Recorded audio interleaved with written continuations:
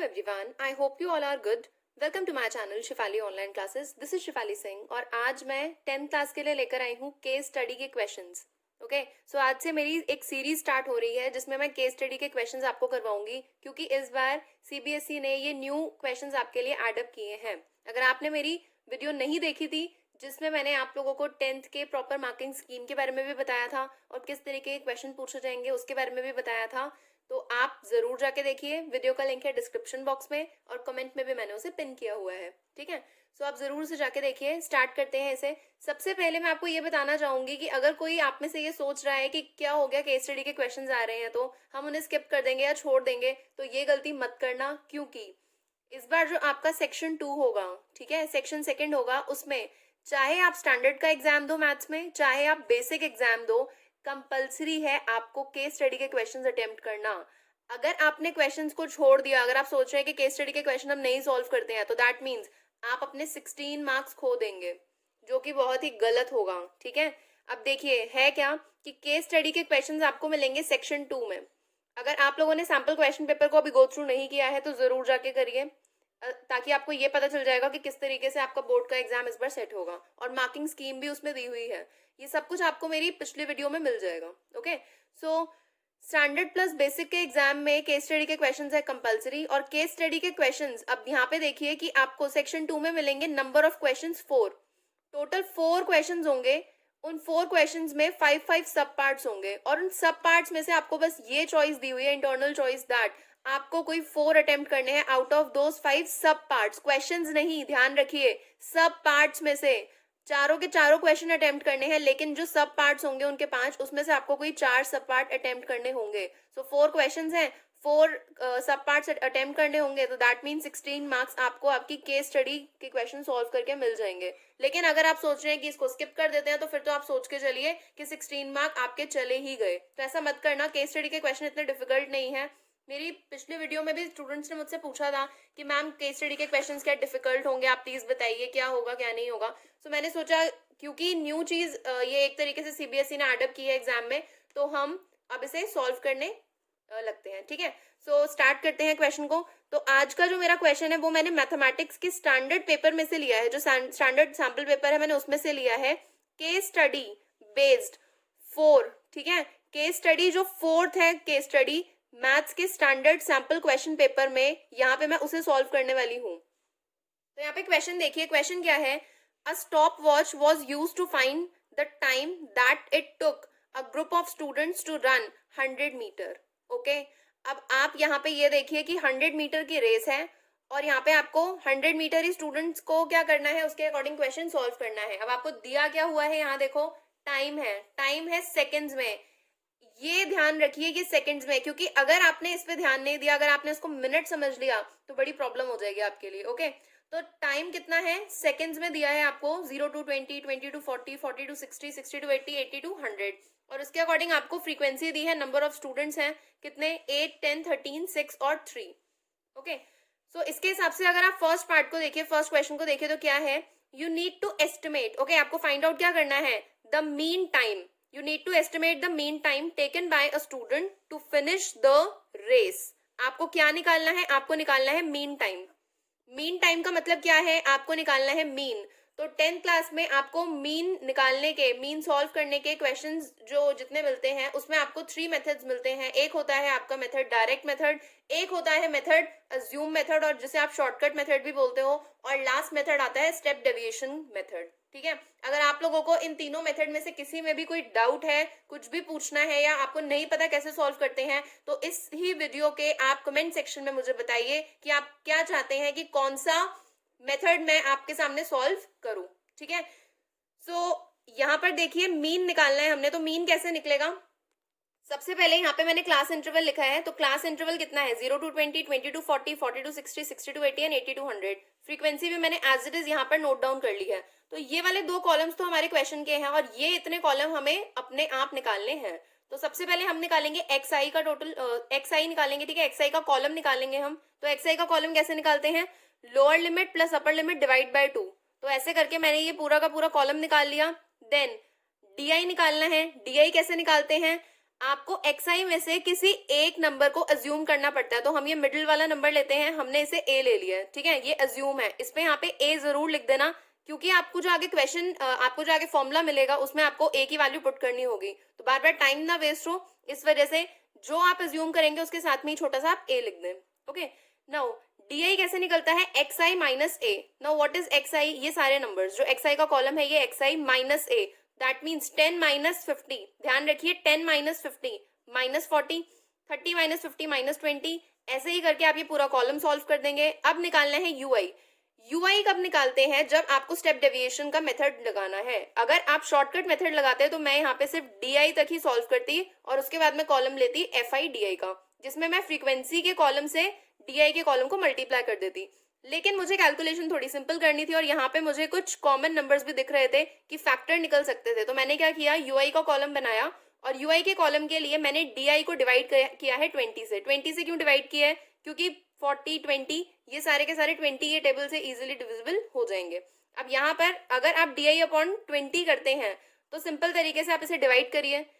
Divide करेंगे तो आपके पास यूआई का कॉलम आएगा -2 -1 0 1 एंड 2। अब आपको निकालना है एफ आई यू आई का कॉलम। एफ आई यू आई का कॉलम जब आप निकालेंगे तो आपको करना क्या है, एफ आई के कॉलम से यू आई के कॉलम को मल्टीप्लाई करना है। तो मैंने इसे मल्टीप्लाई करा, मैंने सॉल्व किया, मेरा सिग्मा एफ आई यू आई मेरे पास आया है -14 एंड सिग्मा एफ आई, ठीक है, सिग्मा एफ आई आया है 40। ये आप पहले ही अपने क्वेश्चन में पूरा ये कॉलम वाइज बनाकर रख लें ताकि आपका बाद में टाइम वेस्ट ना हो, ठीक है। अब हम चलते हैं आगे सोल्यूशन पे, क्योंकि हमें निकालना था मीन टाइम। सो यहाँ पे फॉर्मूला होता है, ये मैंने स्टेप डेविएशन का मेथड लगाया है तो इसलिए मैं स्टेप डेविएशन का ही फॉर्मूला यूज करूंगी। यहाँ पे आप चाहें तो आप डायरेक्ट मेथड भी लगा सकते हैं, थोड़ी कैलकुलेशन ज्यादा हो जाएगी। और अगर आप अज्यूम मीन का मेथड लगाते हैं तो उस केस में भी थोड़ी कैलकुलेशन ज्यादा हो जाएगी, क्योंकि स्टेप डेविएशन का मेथड ऐसा होता है कि आपके कॉलम तो ज्यादा बन जाते हैं लेकिन एट द एंड आपकी कैलकुलेशन ईजी हो जाती है। बाकी बात आपकी प्रैक्टिस पर है कि आपके माइंड में क्वेश्चन को देख के कौन सा मेथड एकदम से स्ट्राइक करता है। अब यहाँ पर देखिए मैंने जब फॉर्मूला लगा दिया है तो डायरेक्टली वैल्यू पुट करते हैं, तो ए की value, okay, A plus sigma F I you I upon sigma F I into H. यहाँ पे ए की वैल्यू आपको पता है, हमने अज्यूम किया था नंबर 50 एक्स आई के कॉलम में से। अभी अभी मैंने सिग्मा एफ आई यू आई निकाला है -14, then sigma F I is 40 and H क्या होता है, H is upper limit minus lower limit, okay, upper limit minus lower limit. अब यहाँ पर ये आ गया है 20, सिंपल। अब यहाँ पर मैंने इसे सॉल्व किया तो सॉल्व करके आंसर आ रहा है, मीन टाइम आ गया है 43, तो दैट मीन्स यहाँ पे आपके 1 मार्क हो गए पूरे।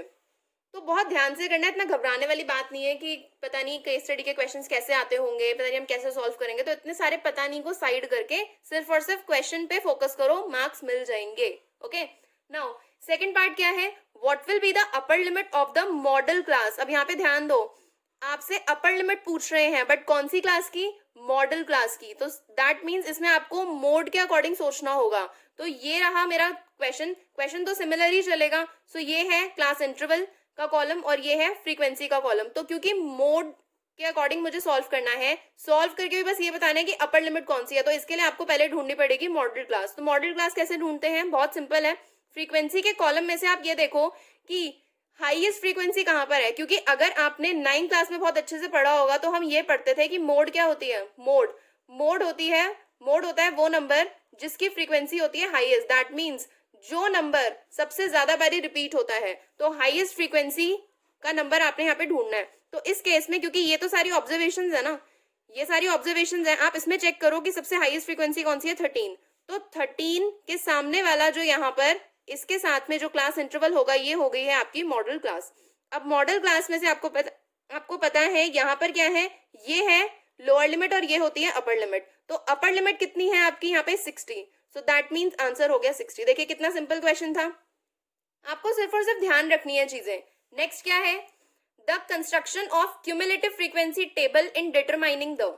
अब यहाँ पे आपको ऑब्वियसली एमसीक्यूज की फॉर्म में क्वेश्चन थे, बट मैंने यहाँ पे एमसीक्यूज को नहीं लिखा है, मैं डायरेक्टली क्वेश्चन सॉल्व कर रही हूँ। तो आपको पता होगा अगर आपने ये चैप्टर अच्छे से किया है कि क्यूमुलेटिव फ्रीक्वेंसी का रिलेशन किससे होता है, तो सीएफ जो होती है उसका रिलेशन होता है मीडियन से। तो आप सीएफ जो होता है वो मीडियन के लिए निकालते हो, ओके, मीडियन सॉल्व करने के लिए। अब नेक्स्ट देखते हैं डी पार्ट। अब तक देखिए आपके 3 मार्क कंप्लीट हो चुके हैं। ओके, आपको वैसे भी 5 में से कोई 4 ही अटेम्प्ट करने हैं, वैसे तो हम यहाँ पे 5 ही अटेम्प्ट करेंगे सारे के सारे, बट देखिए सिंपल है क्वेश्चंस, डरने की कोई बात नहीं है। The sum of lower limit of median class and modal class is, ठीक है, क्या करना है आपको, सम निकालना है। क्वेश्चन को ध्यान से पढ़िए, सम निकालना है, किसका सम, लोअर लिमिट्स का। कौन सी क्लास की लोअर लिमिट का, मीडियन क्लास की लोअर लिमिट का प्लस मॉडल क्लास की लोअर लिमिट का सम निकालना है। तो देखिए अभी हमने देखा था कि मॉडल क्लास कौन सी आई थी हमारी, 40 to 60 आई थी, क्योंकि फ्रीक्वेंसी जो थी सबसे ज्यादा हाईएस्ट यहीं पे थी। लेकिन मीडियन के लिए आप सिर्फ इसके अकॉर्डिंग नहीं कर सकते हैं, आपको एक और कॉलम बनाना पड़ेगा विच इज क्यूमुलेटिव फ्रीक्वेंसी, है ना। क्यूमुलेटिव फ्रीक्वेंसी का कॉलम कैसे बनता है, आपको जस्ट फ्रीक्वेंसी को ऐड करना होता है, सिंपल होता है ये। यहाँ पे है 8, ठीक है, यहाँ पे 8 है तो फर्स्ट वाला आ जाएगा सेम। इसके बाद आपको क्या करना है, आपको ये 8 और 10 को करना है add and you will get 18। देखिए सिंपल है। उसके बाद आपको क्या करना है, उसके बाद आपको करना है 18 प्लस 13, ये आ गया 31। उसके बाद क्या करना है, 31 प्लस 6 37, 37 प्लस 3 40। अब ये देखिए कि अगर आपको लग रहा है कि ये कॉलम गलत हो सकता है तो उसको सबसे अच्छा तरीका होता है चेक करने का कि आप फ्रीक्वेंसी का टोटल करिए। हमने फ्रीक्वेंसी का टोटल किया था, फर्स्ट पार्ट में हमने देखा था कि वो 40 थी, तो दैट मीन्स ये दोनों इक्वल आने चाहिए। अगर ये दोनों इक्वल हैं दैट मीन्स आपका CF का कॉलम ठीक बन गया है। ओके, अब यहाँ पर देखिए मीडियन कैसे देखते हैं। मीडियन देखने का तरीका क्या होता है, क्योंकि ये कॉन्टिन्यूस सीरीज की बात हो रही है, क्लास इंटरवल का क्वेश्चन है, तो इस केस में आप करोगे n/2। n/2 करेंगे तो n क्या होता है, फ्रीक्वेंसी का total which is 40। So 40/2 will be 20, ठीक है, 40/2 विल बी 20। अब आपको चेक करना है कि ये 20 कहाँ पे आएगा, कहाँ लाए करेगा, तो चेक कहाँ करोगे, पॉइंट इज दिस, क्योंकि ये फ्रीक्वेंसी के अकॉर्डिंग आपने निकाला है और 20 आया है n/2। तो इस केस में आप CF के कॉलम में चेक करो कि 20 से एकदम बड़ा नंबर कौन सा है, ठीक है, एकदम बड़ा नंबर। तो उस केस में आप ये ढूंढो कि 20 से छोटे कौन से हैं। देखो 8 भी 20 से छोटा है, 18 भी 20 से छोटा है, लेकिन 31 20 से बड़ा आ गया है और यहाँ पे उससे पहले 18 था। सो इन दैट केस यहाँ पर 31 के अंदर जो 20 है वो लाई करेगा, ठीक है, ये बात समझ आ गई। 20 की जो वैल्यू है वो कहीं ना कहीं 31 वाले कॉलम में लाई करेगी। अब इस केस में ये बन गई है आपकी मीडियन क्लास। सो ये वाला भी समझ आ गया, मीडियन क्लास भी आ गई है, मॉडल क्लास भी आ गई है, दोनों की लोअर लिमिट को ऐड करना है। ध्यान से क्वेश्चन पढ़ लीजिए, लोअर लिमिट है, अपर लिमिट नहीं है। तो क्योंकि मीडियन क्लास और मॉडल क्लास दोनों ही सेम आई हैं, सो इस केस में आप 40 को 40 से ही ऐड करोगे। सो lower limit of median class is 40, lower limit of model class is also 40, तो सम आ गया है 80। That's it. अब आपके यहाँ पे 4 नंबर कंप्लीट हो गए हैं, एक फिफ्थ पार्ट और कर लेते हैं हम। How many students finish the race within 1 minute. अब यहाँ पे क्वेश्चन ध्यान से सुन लो, कितने स्टूडेंट्स 1 मिनट के अंदर अंदर रेस कंप्लीट कर लेंगे। अगर आप याद करो तो क्वेश्चन में आपको ये सेकेंड्स में दिया हुआ था, ये सेकेंड्स में दिया था ना, दैट मीन्स ये 0 to 20 सेकेंड है, ये 20 to 40 सेकेंड है, ये 40 to 60 सेकेंड है, ये 60 to 80 सेकेंड है और ये 80 to 100 सेकेंड है। तो इस केस में चेक करो कि 1 मिनट के अंदर अंदर कितने स्टूडेंट्स अपनी रेस को फिनिश कर लेंगे, और ये थे नंबर ऑफ स्टूडेंट्स। तो यहाँ पे ध्यान दो, अब स्टूडेंट्स कंफ्यूज क्या होते हैं कि क्योंकि बात हो रही है 1 मिनट की, तो 1 मिनट किसके इक्वल होता है, 1 मिनट इक्वल होता है 60 सेकेंड्स के। अब बच्चे सोचते हैं कि 60 तो यहाँ पे भी है और 60 यहाँ पे भी है, तो ध्यान दीजिए, अगर मैं ये कह रही हूं कि 40 to 60, इसका मतलब क्या है, इसका मतलब ये है कि यहाँ पे आप 40 to 59 के ही नंबर्स सिर्फ और सिर्फ इंक्लूड कर सकते हो, आप 60 यहाँ पे इंक्लूड नहीं करोगे। ऐसा ही होता है ना, आप 60 यहाँ पे इंक्लूड नहीं करोगे, 60 कहाँ इंक्लूड होगा, 60 इंक्लूड होगा 60 to 80 में। ओके, 40 to 60 इसका मतलब क्या है कि विद इन 1 मिनट कह रहे, मतलब 1 मिनट के अंदर अंदर। तो ऑब्वियसली आप इन तीनों की, ये जो 3 क्लास इंटरवल है 0 to 20, 20 to 40 और 40 to 60, सिर्फ इन्हीं की फ्रीक्वेंसी को इंक्लूड करोगे। सो क्या होगा, 8 + 10 + 13 कितना आएगा, 31 स्टूडेंट्स। तो आपका आंसर आ गया है 31। That's it. तो ये है केस स्टडी, थोड़ा ज्यादा लंबी वीडियो इसीलिए बनी है आज क्योंकि मैंने प्रॉपर आपको समझाना था। मुझे नहीं पता कि आप में से किसको स्टार्ट्स का चैप्टर ये आता है, मुझे नहीं पता कि किसको मीन के सारे मेथड्स आते हैं, आपको मोड निकालना आता है नहीं आता, या फिर आपको मीडियन निकालना आता है नहीं आता। तो जरूर वीडियो के कमेंट सेक्शन में मुझे बताइए। अगर आपको मीन के क्वेश्चंस, मोड के क्वेश्चन या फिर मीडियन के क्वेश्चन में प्रॉब्लम है तो मैं उस पर भी वीडियो आपके लिए बना दूंगी। लेकिन अच्छा होगा अगर ज्यादा से ज्यादा बच्चे इस पे रिप्लाई करेंगे, ज्यादा से ज्यादा बच्चे कमेंट करेंगे। और आप ये भी बताइए कि केस स्टडी का क्वेश्चन आपको कैसा लगा, इजी लगी है या फिर आपको मुश्किल लगी है, ठीक है। सो इस तरीके से ही मैं आगे भी आप लोगों के लिए केस स्टडी के क्वेश्चंस लेके आती रहूंगी। अगर आपका अपना कोई सजेशन है तो वो भी आप वीडियो के कमेंट सेक्शन में दे सकते हैं। और रही बात इस क्वेश्चन की, तो इसकी पीडीएफ मैं आपको अपने टेलीग्राम के चैनल पे प्रोवाइड करवा दूंगी। ओके, सो आप वहां पे भी इसको देख सकते हैं। आपके पास ये एक तरीके से सेव्ड रहेगी, आप वहां से डाउनलोड कर लेना। उसके लिए आप मेरे टेलीग्राम चैनल पर आ सकते हैं, link is in the description box. अगर आपको वीडियो अच्छी लगी होगी then give it a thumbs up. अपने फ्रेंड्स के साथ इस वीडियो को जरूर शेयर करिए। लास्ट वीडियो देखना मत भूलना जो मैंने 10th के लिए बनाई थी। प्लस अगर आप मेरे चैनल पर न्यू हैं then subscribe to my channel, क्योंकि इस तरीके की आगे आपको इन्फॉर्मेटिव वीडियोस मिलती रहेंगी। सो प्रैक्टिस करते रहिए, stay motivated, stay safe and bye.